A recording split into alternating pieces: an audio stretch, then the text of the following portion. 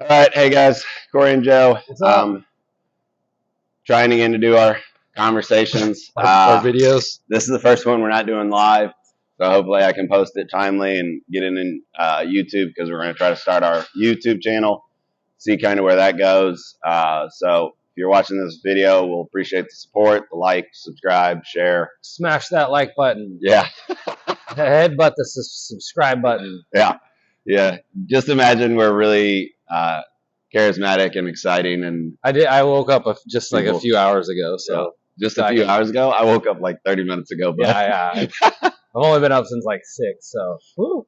So we do have our mics. Last time we tried to do this on Facebook, we didn't have the mics, and we talked about the little short cycle we were going to go into with max effort.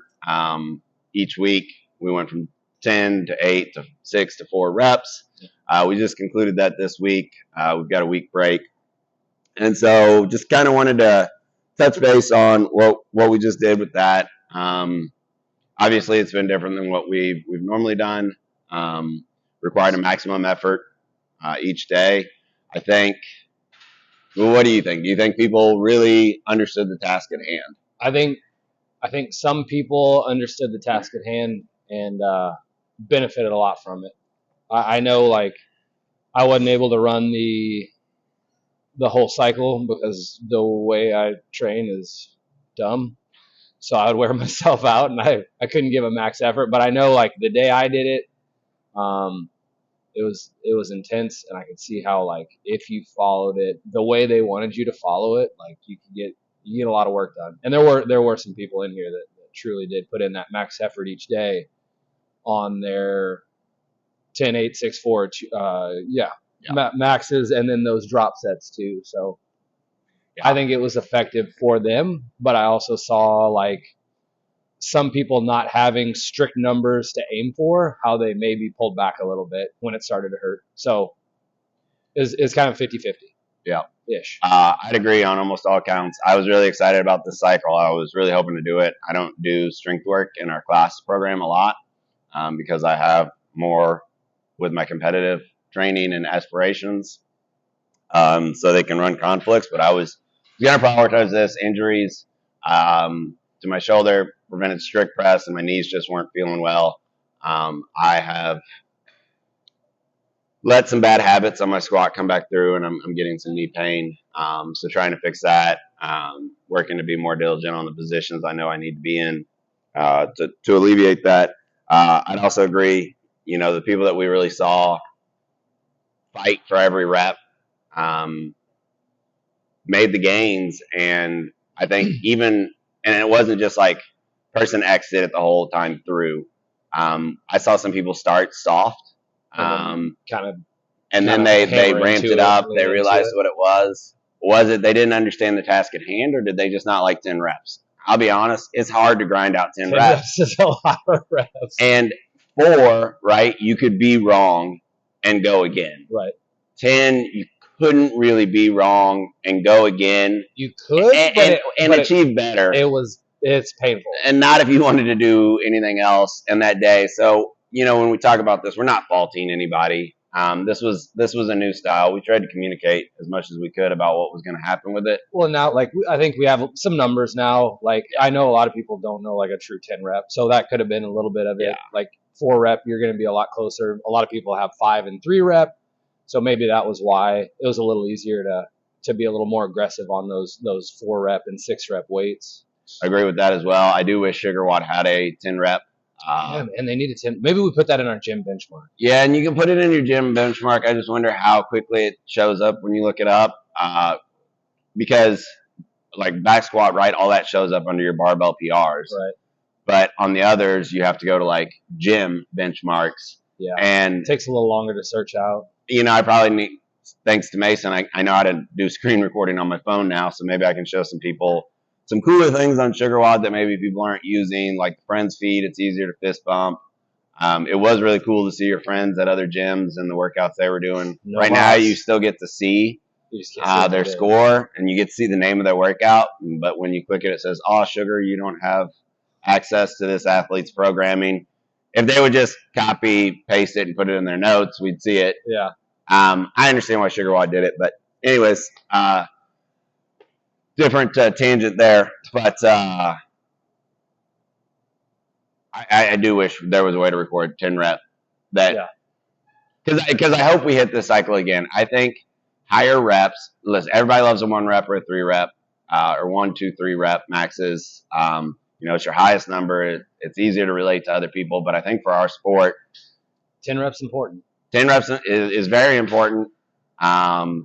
You've even seen tests at the games and all this other stuff. They're going to 4 rep maxes, like higher volume. One, because generally it's safer. Athlete safety is there.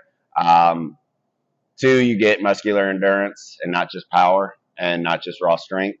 So you're getting more parts of the test in there, which I think is important. So I don't know. We'll see where the sport goes. I hope that's maybe. I don't know if Sugar Wad could, because they're clearly watching our YouTube videos. If there'd be any way where like you could edit and add, you know how you can add your gym benchmarks. I wonder if they would be able to open that up to like barbell numbers too. They have opened it up in the past year, and they've made it more open architecture. I don't think it's there yet. I do think they're working on it, and I think, as anything, right? They have customers. They're trying to be the best fit for the sport and what's getting put out. And so if the sport starts transitioning to that, and that's the bulk of your clients, like, right, Sugar Wad, I'm sure has some power lifters that use it for strength programs and stuff like that. But the bulk is CrossFitters. So if we start saying that a 10 rep max is important, then they're going to get a 10 rep max in there. There may be a lag time, but it is what it is. I like the 10 rep, so that was the only one I was able to do was the 10 rep, and I like it because kind of what you said, a little bit safer. I know for me, like when I get heavier, my imbalances that we're going to talk about, like my movement kind of starts to get a little shifty. So for me, like that 10 rep was really good because it's still, you can get some weight on the bar. It's miserable, but like it's a lot safer. So for my people out there that, are maybe concerned about lifting super heavy, like that 10 rep was a good test. It was a good test. So we've got a week break. We're going to come back to that, kind of what we think you should look at during this break. Then we go into another cycle. It's going to be 7 weeks. And yes, this week coming up is Thanksgiving, if I can get this posted tonight. Week break, then we go into another, I think, 7-week cycle. It's not going to be like a deadlift or bench press or pure strength cycle. It's going to be clean complexes, snatch balance. There's a heavy thruster day. I believe we're lifting 3 days of the week. Quick disclaimer: we do want a deadlift. Yeah. And a bench press. Like Joe and I were talking about it. We do want that, and we know you guys want that too. So we'll see what's coming on after this cycle. We're going to stick with this one. We have enough time until the open. If they're not going to run a deadlift or whatever cycle, we are definitely strongly considering putting one in, at least getting some exposure to heavy deadlifts, some pulling, some cycling, maybe even sumo, just so we can move a little bit different. Yeah, change things up. Add a box squat, some things that we don't see. Honestly, box squat, I love to teach because all of you do it wrong. No offense. Every time I see somebody on a competitive program or they watched the YouTube and saw somebody box squat, they come in here and try to box squat, and I'm just like, and I'll always ask, hey, what are you trying to do? Because if you're open gym, if you're not following my program, I want to know what you're attempting to accomplish before I tell you that it's wrong. To be fair, it's not just you guys. It's almost anyone that does box squat. It's not your fault. Like, I will credit CrossFit Central in Austin, Texas. They taught me how to box squat. Honestly, it was, several classes and a complete change of motion and, really understanding what we were striving for. So anyway, it's a chance to coach. I like to coach that. I think snatch is probably my favorite thing to coach. I get hype on those days where I get to coach it, but I really like coaching box squat because I get to see a lot of aha moments. And you get to see that different feeling. So anyways, we'll hopefully come back to that. We're trying to keep these videos shorter, so we've got 10 minutes left. We want to talk, want to switch back to this Deload week and kind of our thoughts on that. Corey, what would you like to see people try to do during deload this week? So on deload week, I'd like to see people work on things they might have, we'll say, discovered during our last strength cycle. So I know we had almost every week those front rack step ups, and a lot of people discovered, oh man, I have one leg that is, and they're a lot harder than you think without weight. They are terrible. If you do like those step ups right, I was showing people like, wow, that's hard. Yeah, it is really, really hard. But a lot of people found out they had one leg that was way stronger than the other, and like I'm no exception. I demonstrated every single rep on my left leg because my right leg, I don't even know if I could do one on my right leg, right? So what I would love to see, or like when they were doing strict press, they had one arm that would really punch that up, that weight, and the other arm would kind of do that like jiggly thing. So what we found out is a lot of people have imbalances on their side. So this deload week, it would be a perfect week to work on some slower accessory work where you're going like unilateral leg work or maybe like single arm kettlebell work, and really just taking your time in those movements and kind of going over. And I know you wanted to talk about it. I think we'll have time. We should. Of putting yourself in a proper position, because when you go to press weight, if you're not intentionally putting yourself in a good position, you're not going to be in a good position. Your body's going to press the weight, just not right. So it'd be a good time to work on some accessory work, some single arm, single leg work, and then just some mobility stuff. Like a lot of people in those squats, we were staying after them on depth, and maybe they were trying to go low and they're just tight and crusty. And this would be a good time to work on that for this week. Yeah. Two things, touching on what he said is one is I think a lot of times like we don't realize that our body doesn't have this balance. Like I'll see snatch, right? And your grip is even. It's perfectly where it's supposed to be at the bar. It's even. And then we'll have this shift, right? And it's because our shoulders aren't set. We haven't learned to create that tension, or when our turnover, it's uneven because we default to a stronger side or an imbalanced leg drive. So these are things that like you set up right, everything's great. And I say set up right, your stance and grip is right, but maybe your shoulders aren't set right. Maybe something happened a long time ago and you never got this shoulder in this right position and it struggles. And these are things that we can take the time to work on, and see what happens there. You saw my passive aggressive notes in Sugar Wad about the front rack step ups. I know everybody has an imbalance on their leg. And was it passive aggressive or was it just aggressive? I don't know. Everybody calls me passive aggressive, and I was like, I was really just trying to be aggressive. I was just normal aggressive. I'm not. I wasn't trying to be passive about it. So my apologies. No, everybody has imbalances. That's just the nature of moving. Well, it's day-to-day life. You write better with your right hand or your left hand or whatever. And we're all one side dominant. But in sport or in fitness, we've got to work to make the weak side as strong as we possibly can. It's never going to be perfect. But the closer we can get to even, the less injury risk we will have. And overall, you'll start to see all your numbers grow up. I'd be willing to bet if most of you are next, let's say, back squat cycle, you did single leg work, period. Didn't touch the barbell. I'd be willing to bet there's a chance you'd still PR your back squat coming out of it. Very high chance. And so these are things you can talk to us as coaches. Will we likely have to screen you? Yes. There are some tests we can run through, and then we can apply some programming to that. There's quick suggestions, and then which are free. And then there's some in-depth homework, screening, homework, actual programming, which again has a cost. We're willing to do all of these things, and it's not, an extreme cost. We're not those kind of people. There are plenty of people out there that can do that. That's not us. We just want to make you better, but we do need to get something for our time. And also, people that pay attention. Yep. You're more likely to do the work if you've paid for it than if you're doing it for free. Maybe I don't say like if anyone has in need of quick suggestions like after class, as long as we're not in the middle of something like holler at me. Yeah, Like, when hey, we're trying to say 3, 2, 1, go, probably not the time to be Yeah. like, hey, my knee's injured. What should I do here? But if there are a few minutes after class, if you wanted me to, you wanted a couple quick exercises you could do to improve function of the We're hip. literally, you and me are here at least 10 hours a day. We're here a lot, and most of that time we're not doing anything. Shoot us a text. Set up a time to come and meet. Like, there's lots of options you've got. The other thing I wanted to see on Deload week is something you saw me do this week on Sugar with class was take my ego out of it.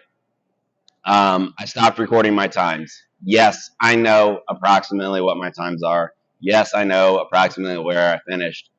But the simple act of not recording my actual time changed the way I did the workouts. I moved better. I moved within myself. I felt better, and it was less pressure to perform.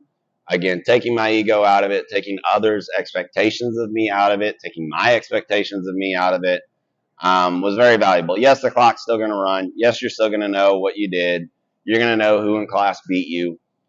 But the simple act of not recording it changes it. And to lend credence to that, they had a college classroom write everything digitally that they didn't like about themselves in a Word document and then save it to their desktop. They had half the class move that document to the recycling bin, and the other half of the class left it on their desktop.